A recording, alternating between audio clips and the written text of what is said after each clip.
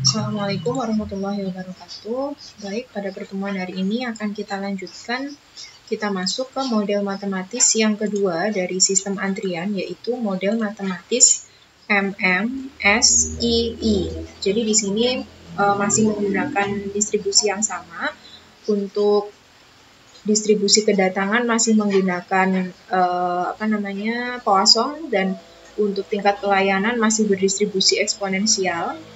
Bedanya kalau kemarin servernya di sini hanya satu, sekarang servernya adalah S. S itu artinya bisa 2, 3, 4, dan seterusnya. Lalu untuk populasinya itu adalah infinite, dan banyaknya antrian dia juga infinite. Contohnya adalah antrian yang terjadi di jalan tol, itu kan tidak terbatas ya. Jadi model matematis MMSII itu adalah merupakan sistem antrian multi-channel single phase yang mempunyai antrian tunggal dengan beberapa fasilitas pelayanan. Jadi antriannya itu hanya ada satu, tetapi servernya itu ada lebih dari satu. Jadi populasinya sumbernya tidak terbatas, masuk ke dalam sistem antrian dengan menggunakan atau kita klaim bahwa dia berdistribusi Poisson.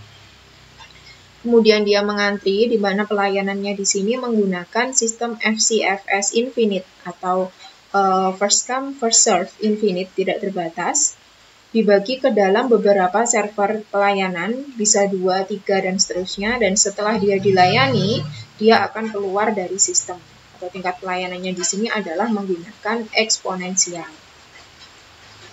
Model matematis MMSII itu karakteristiknya yang pertama yang membedakan dengan model 1 kemarin adalah servernya itu lebih dari satu untuk model matematis yang kedua.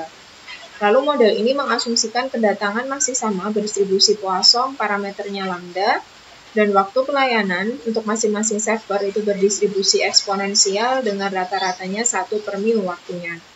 Jadi distribusi pelayanan sama tanpa memperhatikan pelayanan mana yang melakukan pelayanan untuk unit. Jadi maksudnya di sini distribusi pelayanannya itu dianggap sama semua tanpa kita melihat server 1, server 2, atau server 3 yang sedang melakukan pelayanan.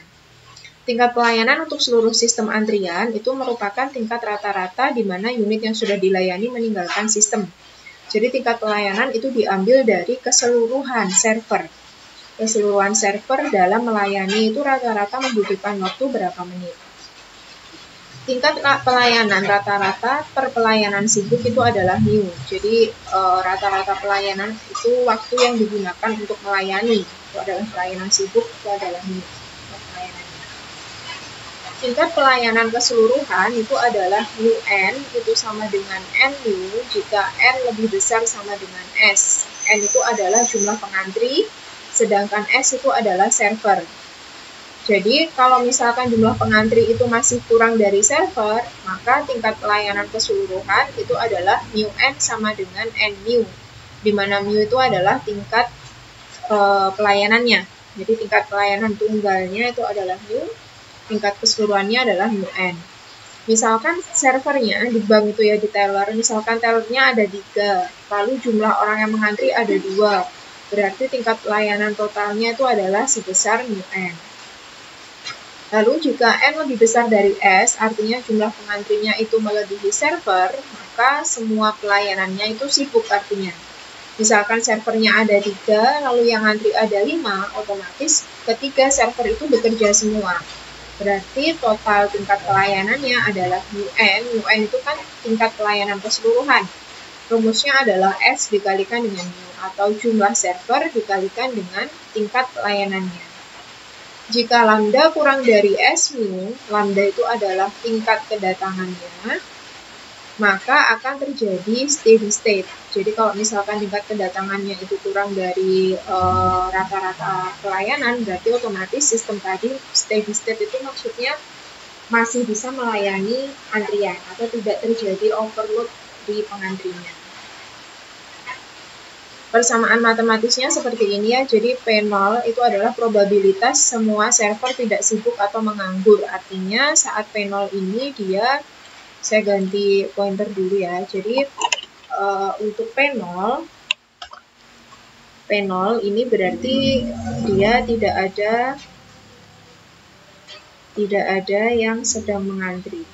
Jadi begitu datang dia bisa langsung dilayani.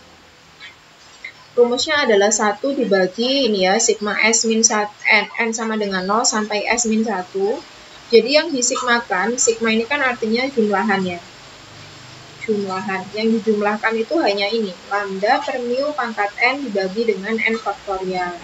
Di sini saya berikan di sini keterangannya, N itu adalah jumlah antrian, atau bisa disebut juga dengan jumlah pengantrinya. Lalu S itu adalah jumlah servernya.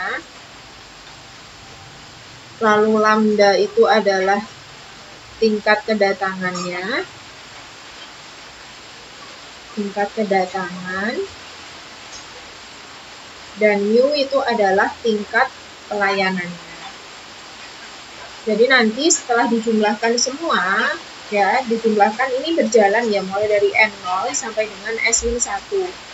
Berarti misalkan S-nya itu ada 2, berarti nanti sigmanya itu adalah dari N0 sampai dengan N1, karena 2 dikurangi 1. Yang dijumlahkan lambda per mu pangkat N dibagi dengan N faktorial. Berarti di sini lambda per mu pangkat 0 dibagi dengan 0 faktorial ditambah lambda per mu pangkat 1 dibagi dengan 1 faktorial. Seperti ini.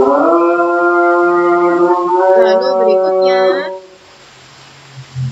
ditambah dengan lambda per mu pangkat S dibagi S faktorial dikali 1 per 1 min lambda dibagi S mu.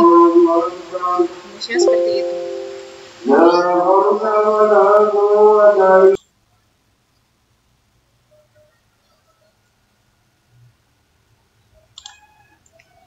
Oke, saya lanjutkan ya. Jadi berikutnya adalah PW. PW itu adalah probabilitas semua server secara simultan sibuk atau utilization factor.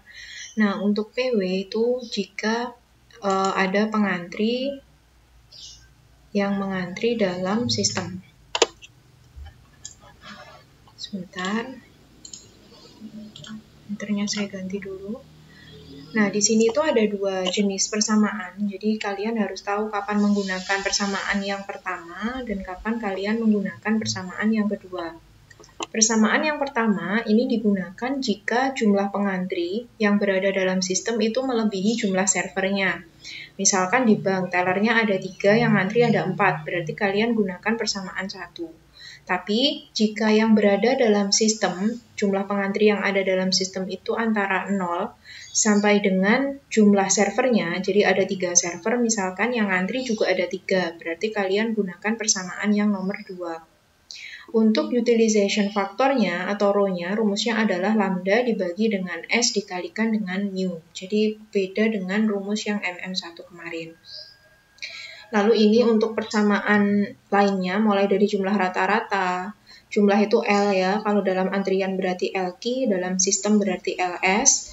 Lalu rata-rata waktu dalam antrian itu WQ, dan dalam sistem itu WS. Jadi poin pentingnya di sini adalah kalian paham dulu jumlah servernya berapa, lambdanya berapa, mu-nya berapa, dan yang dimaksud soal itu apa. Apakah jumlah rata-rata, ataukah rata-rata waktu, ataukah utilisasinya, atau peluangnya. Yang penting itu, karena rumusnya antrian itu ya hanya seperti ini, jadi sederhana sekali rumusnya. Tapi karena di sini ada perhitungan yang cukup rumit ya, seperti ini S faktorial, lalu ada lambda per mu pangkat S, maka nanti kita akan gunakan Excel untuk bantuan perhitungan. Oke, ini kita masuk ke contoh soal. Untuk contoh soal nanti akan saya jelaskan dalam video yang terpisah, gitu ya. Nanti akan kita lanjutkan di part yang kedua.